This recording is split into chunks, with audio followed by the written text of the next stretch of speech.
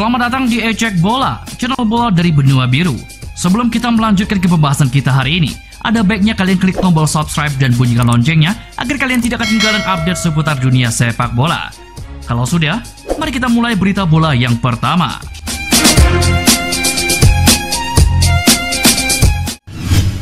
Manajer Liverpool Jurgen Klopp memberikan penilaian terkait situasi Diego Jota dan Roberto Firmino. Ia menyebut Firmino masih menjadi bagian yang penting dalam skuadnya meski Jota lagi bagus-bagusnya. Dalam 3 tahun terakhir, Firmino menjadi bagian yang krusial dalam lini serang Liverpool. Namun musim ini, banyak yang mulai mempertanyakan kualitas Firmino setelah penyerang asal Brazil ini sulit mencetak gol. Di saat performa Firmino menurun, performa rekrutan baru The Reds, Diego Jota, tengah naik daun. Yang terbaru, pemain asal Portugal itu mencetak hat-trick ke gawang Atalanta pada dini hari kemarin. Ketika ditanya mengenai status Firmino dan Jota di skuad Liverpool, begini jawaban klub. Jika pemain saya bermain dengan baik, itu tidak membuat saya sakit kepala. Untuk kemarin malam, keputusannya sudah jelas. Saya rasa dengan kondisi Diogo saat ini, dan juga karena gaya bermain dan juga bertahan Atalanta, kemampuan Diogo lebih dibutuhkan. Klopp juga menegaskan bahwa bersinarnya Jota tidak membuat Firmino dilupakan. Ia menyebut ex-pemain Hoffenheim itu masih menjadi pemain yang penting bagi skuad Liverpool. Pelatih Barcelona Ronald Koeman hanya bisa meratapi aksi klubnya di bursa transfer awal musim 2020-2021 lalu. Koeman menyesal tidak membawa penyerang baru usai melepas Luis Suarez. Manuver Barcelona di bursa transfer awal musim lalu memang menjadi sorotan. Salah satu keputusan penting yang dibuat adalah melepas Luis Suarez ke Atletico Madrid. Ronald Koeman kini hanya bisa menyesali apa yang terjadi di bursa transfer. Bukan tentang hengkelnya Luis Suarez, tetapi tentang kegagalan klub membawa pemain yang sebagai pengganti sang bomber. Saya telah katakan itu berulang kali, bahwa kami kekurangan satu orang penyerang. Itu hal terpenting bagi klub pada Januari. Saya tidak ingin memaksakannya, karena saya juga mengerti kondisi keuangan klub. Jika tidak memungkinkan, kami akan bekerja dengan yang ada. Tanpa penyerang baru, Ronald Koeman harus mengutak-atik komposisi lini depan. Lionel Messi sempat bermain sebagai false nine. Lalu ada Ansu Fati yang belakangan menjadi tumpuan di lini depan. Klub La Liga, Barcelona dilaporkan punya target baru untuk memperkuat lini serang mereka. El Blaugrana dilaporkan ingin merekrut striker milik Benfica, Darwin Núñez. Seperti yang sudah diketahui, Barcelona tengah kekurangan stok penyerang setelah mereka ditinggalkan Luis Suarez di musim panas kemarin. Barcelona sendiri gagal mendatangkan pengganti Suarez, jadi mereka berencana membeli striker baru di bulan Januari nanti. John Ballon mengklaim bahwa Barcelona sudah memiliki target baru untuk memperkuat lini serang mereka. Mereka tertarik untuk mendatangkan striker milik Benfica, Darwin Núñez. Núñez, striker yang tampil ciamik di Benfica. Dengan usianya yang masih 21 tahun, Núñez dinilai punya potensi yang besar, sehingga Barcelona tertarik merekrutnya. Núñez memang baru pindah ke Benfica dan masih punya kontrak berdurasi 5 tahun di sana. Namun, ia bisa didatangkan dengan bayaran 40 juta euro saja. Barcelona menilai harga itu sepadan dengan kualitas sang striker sehingga mereka tertarik untuk merekrutnya. Klub Premier League Chelsea diberitakan masih ingin memperkuat lini pertahanan mereka di bulan Januari nanti. Lini pertahanan memang menjadi masalah tersendiri bagi Chelsea. Meski sudah mendatangkan Thiago Silva dan Malang Sarr, Lampard tidak puas. Ia diberitakan masih ingin belanja bek tengah lagi. Kicker mengklaim ada satu bek yang menjadi incaran Chelsea. Bek itu adalah pemain Borussia Mönchengladbach, Matthias Ginter.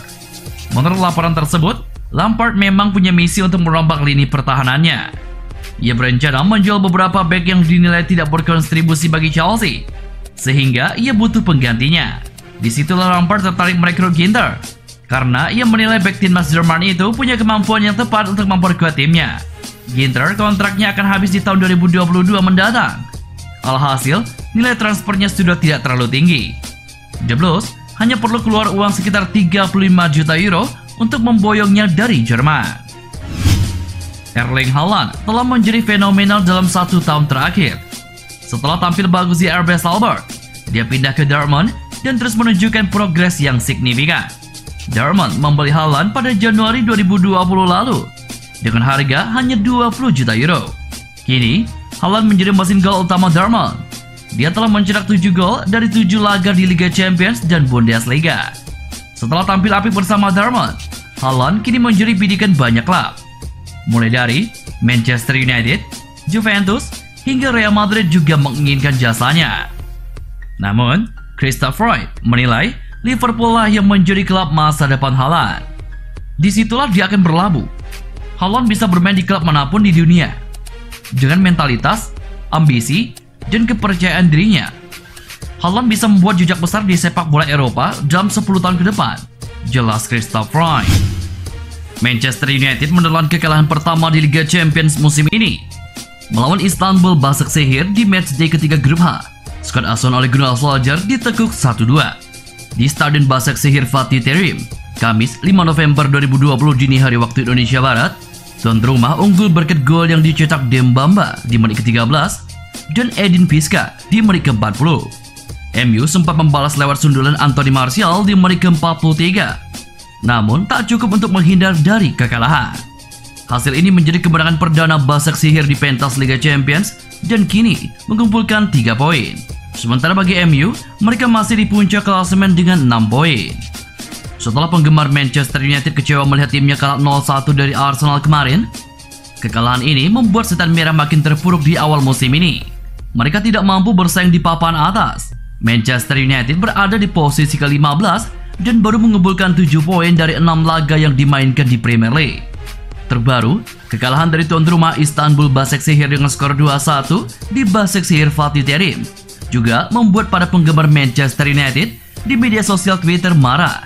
Mereka ramai-ramai meminta klub segera memecat Solskjaer dengan tagar #OleOl. Di sisi lain, pria asal Norwegia tersebut menolak untuk menjawab pertanyaan awak media soal masa depannya di Manchester United. Namun, ia meneguhkan hati agar bisa kuat melalui serangkaian cobaan yang bertubi-tubi di musim ini. Saya menolak menjawab pertanyaan semacam itu. Tentu saja, ini terlalu dini dan opini selalu terlontar tiap waktu. Saya harus tetap kuat. Saya dipekerjakan oleh klub untuk melakukan tugas bagaimana mestinya, dan saya melakukannya dengan kemampuan terbaik saya beserta staf. Tutup Solskjaer. Tampil sangat dominan, Barcelona meraih kemenangan tipis 2-1 saat menjamu Dinamo Kiev. Lionel Messi dan Gerard Pique menentukan kemenangan Barca. Barcelona menjamu Dinamo Kiev di Camp Nou pada Kamis 5 November 2020 dini hari waktu Indonesia Barat pada matchday ketiga Liga Champions. Blaugrana sudah memimpin di menit ke-5 berkat eksekusi penalti Lionel Messi. Barca nyaman menguasai pertandingan, tetapi kesulitan membongkar tumpukan pemain Dinamo Kiev di sekitar kotak penalti. Skor 1-0 bertahan sampai turun minum. Gol kedua baru didapatkan Barcelona di menit ke-65 melalui sundulan Gerard Pique. Akan tetapi, 10 menit kemudian Dinamo Kiev menghidupkan kesempatan berkat gol Viktor Zygankov. Dinamo Kiev mencoba mendapatkan gol kedua lewat tusukan-tusukan ke belakang garis pertahanan Barcelona, namun tak berhasil. Barca pun menutup skor dengan 2-1. Dengan hasil ini, Barcelona masih sempurna di 3 pertandingan pertama dan memimpin grup G dengan 9 poin. Sedangkan Dinamo Kiev berada di urutan ketiga dengan 1 poin. Di pertandingan lainnya, RB Leipzig tampil sebagai pemenang kala menjamu Paris Saint-Germain di lanjutan Liga Champions. Tertinggal lebih dulu, Banteng Merah comeback dan menang 2-1. Duel RB Leipzig versus PSG pada matchday ketiga Liga Champions digelar di Red Bull Arena pada Kamis 5 November 2020 dini hari waktu Indonesia Barat. Tuan rumah langsung mendapatkan pukulan telak di awal pertandingan saat dibobol Angel Di Maria. Christopher Kunku memastikan Leipzig menutup babak pertama dengan skor 1-1 berkat gol di menit ke-41. Penalti Emil Forsberg di menit ke-57 membalikkan kedudukan. PSG lantas kehilangan 2 pemain di sisa waktu babak kedua, yakni Idrissa Gueye di menit ke-69 dan Presnel Kimpembe di menit ke-95. 3 poin pun diraup Leipzig. Dengan kemenangan ini, Leipzig naik ke posisi 2 grup H, berbekal 6 poin dari 3 laga. PSG menempati posisi 3 dengan 3 poin, unggul selisih gol dari Basaksehir. Pertandingan yang juga tidak kalah seru mempertemukan Juventus versus Ferencvaros. Juventus meraih kemenangan kedua di fase grup Liga Champions. Menghadapi Ferencvaros di matchday ketiga grup G, skuad asuhan Andrea Pirlo menang telak 4-1. Di Puskás Arena pada Kamis 5 November 2020, 4 gol Bianconeri dicetak oleh Alvaro Morata di menit ke-7 dan menit ke-60. Kemudian Paulo Dybala di menit ke-73 dan gol bunuh diri Rashad Fali di menit ke-81. Sedangkan satu-satunya gol hiburan tim tuan rumah datang dari Frank Boly di menit ke-90. Hasil ini membuat Juventus berada di peringkat kedua klasemen grup G dengan 6 poin. Sementara Ferencvaros berada di urutan dasar klasemen dengan mengemas 1 angka. Chelsea menekuk Rennes 3-0 di matchday ketiga grup E Liga Champions 2020-2021. Timo Werner menyumbangkan 2 gol lewat penalti dalam pesta kemenangan The Blues.